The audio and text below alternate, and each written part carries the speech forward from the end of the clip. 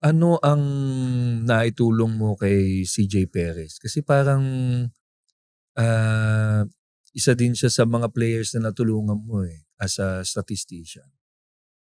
Paano tulong ang ginawa mo doon?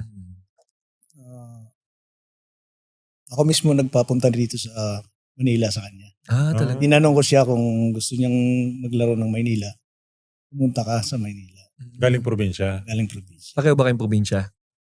Pareho kayo ng probinsya ni CJ? Nagkataon lang na nagpakasyon kami sa La Union. Naglalaro sila ron. Nakita ko.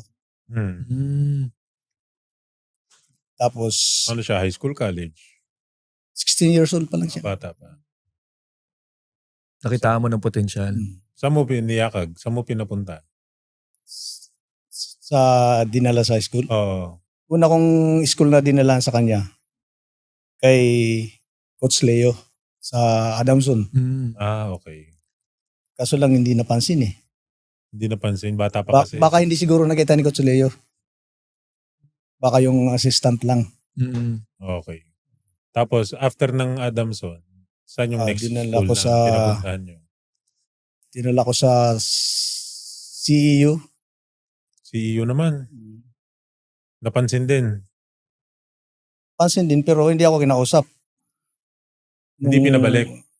Pinapabalik siya. Hindi siya marunong bumalik doon eh. Ako magdadala sa kanya eh. Sabi ko, hindi ako kinausap wag na, doon na lang tayo kay San Sebastian. Punta kay Kasi Baste. kilala ko doon eh. Oo. Kay Coach Toro. Dahil nakasama ko rin si Coach Toro sa Chowking. Yun, Punta kayo? punta ako. Dinala ko siya. Tapos Sabi. pinatry out. 3 balikan pa lang, sabi ni Coach Toro, Henry, wag mo nang kanyan ha. Wag mo nang dalhin sa iba yan. Akin na yan. Tapos naglaro siya doon. Oo, doon siya nang naglaro. Tapos after nun, high school yun, di ba? Di, college na. College na. College. Paano siya nalipat ng Ng LVU. ibang school? Hindi, di ba si Topex yung pumalit kay Coach Toro doon sa San Sebastian. That time, umalis si Topex doon. Lumipat. Oo. Sabi ni Topex, lilipat ng Ateneo. Di nagpunta ng Ateneo si Sabi CJ. ko, sige, ilipat natin. Lumipat siya ng Ateneo. Si CJ. Ikaw pa rin ang kumakausap pa kay CJ? Ako yun. Nagkuhan nga siya pumunta kami ng registral. Ng Ateneo. Sabi, papirmahan mo to sa papa mo.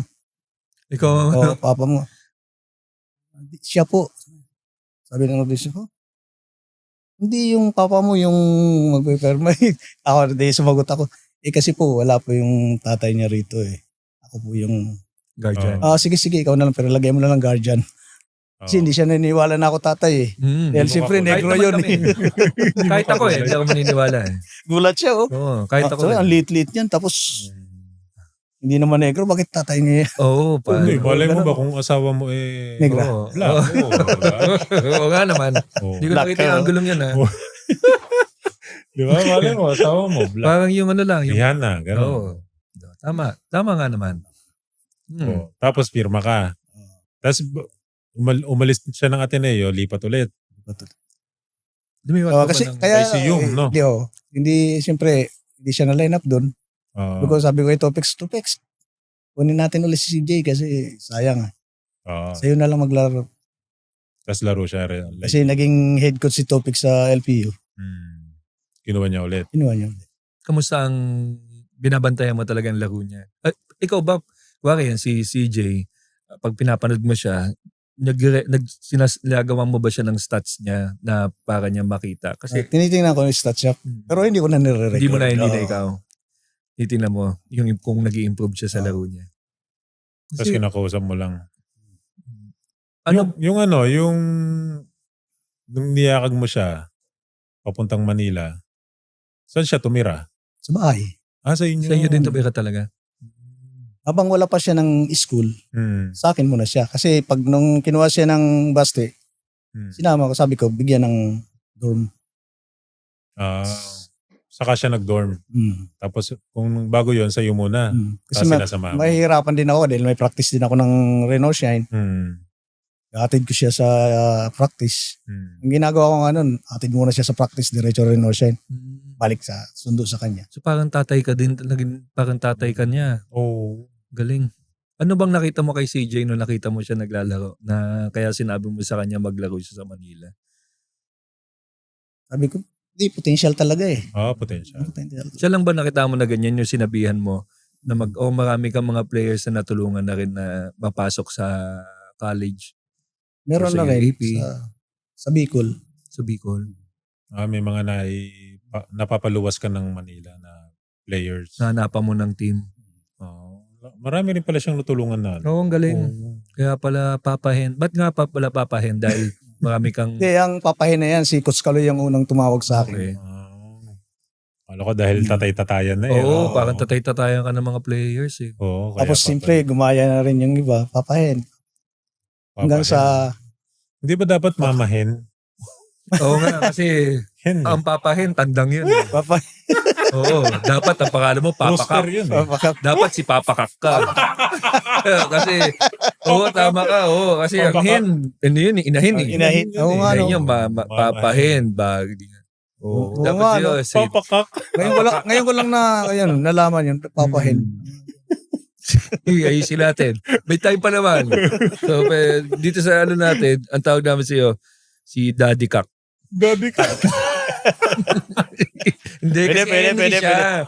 Henry kasi siya, kaya papahen. Dinala mo sa manok eh. Pinaikli lang yung Henry, pinaikli. Oo, hindi naman dahil sa manok yun. Kala. Pero maganda nga naman yung papakak. Parang may kanya na, may tunog na, Oo. mahirap sabihin. Oo, Okay na yun, okay na yun. Oo, eh. Papakak. Bago yun ah. Oo, eh. Dinala mo kasi sa tandang eh. Bago ka na naman, Joe. Oo, may bago naman tayo. Nako. Pwede. Oo. Thank you for watching Balyahan with GB and RDO, powered by Sports Plus, the official gaming partner of the Philippine Olympic Committee. Kung nagustuhan mo ang napanood mo, here's some more videos. Huwag mo rin kalimutang mag-like, comment at subscribe para lagi kang first dibs sa bagong videos ng Balyahan.